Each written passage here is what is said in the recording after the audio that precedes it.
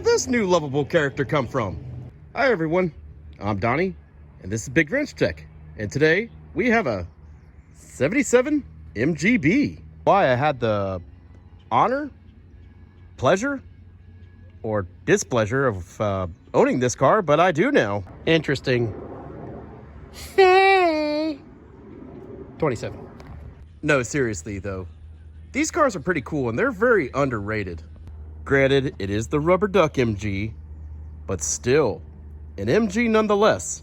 Because if you think about it, this is kind of the grandfather of the MX-5 or the Miata that we come to know and love today.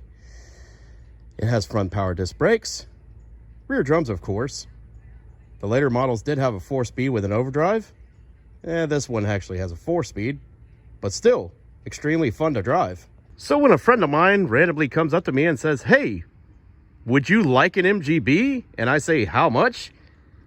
And he says, "I said, would you like an MGB?" I said, "Sure." The MGB. In proper terminology, under the bonnet, we have the mighty 1.8 liter. If you couldn't tell, this one's been slightly modified. It has gotten rid of that nasty Zenith carburetor, which some people can tune them. I am not one of them guys. Instead, this Weber is more than sufficient, and it acts as a 2-barrel, almost kind of like an Edelbrock, except very, very miniature. This one also has a very old, but yet very effective pace setter header. Those couple little mods can make this thing really wake up, believe it or not, even with your stock exhaust system.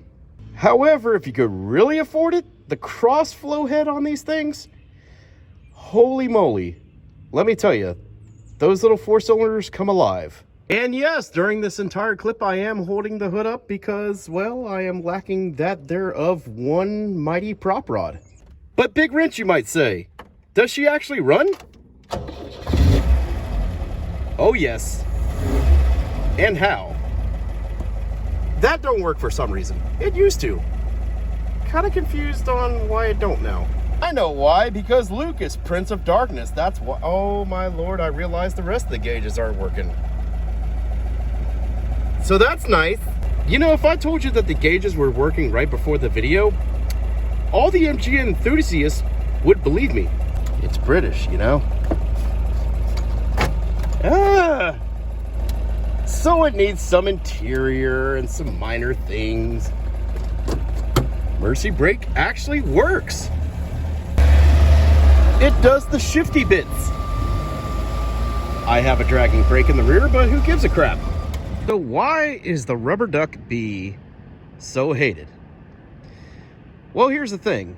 In 1973, America kind of ruined these little cars, and here's why.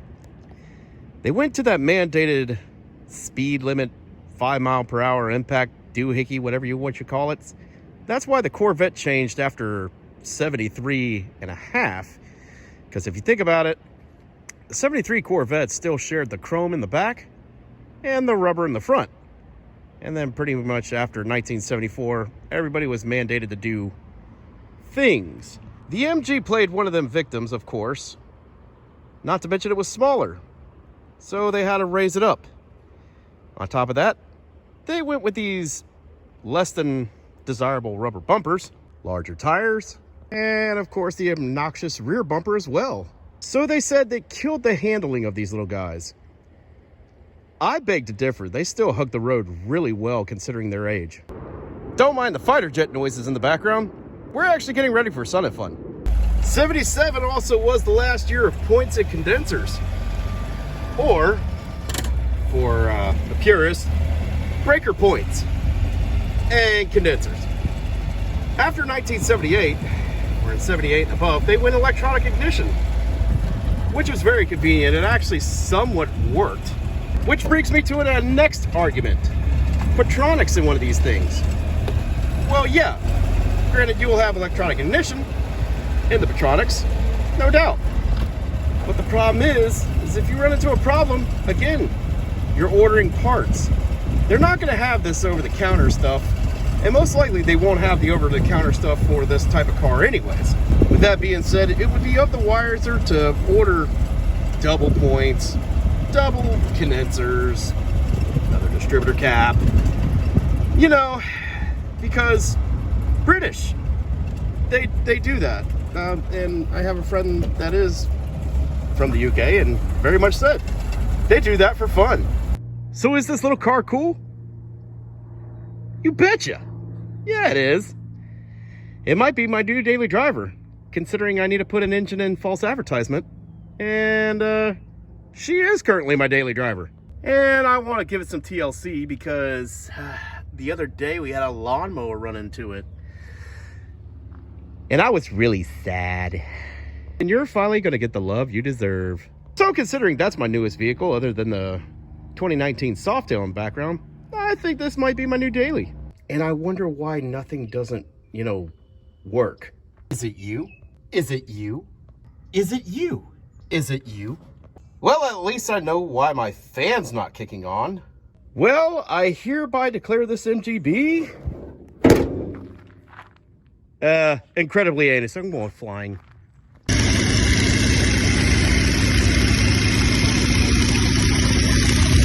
That's a little inconvenient. But anyways, that is the newest member of the fleet. I appreciate you guys watching and subscribing and all that stuff. And should a classic car be your daily? Yeah, sure, why not? But anyways, folks, thank you so much for watching. Don't be afraid to throw a wrench at it, and we'll definitely see you on the next time.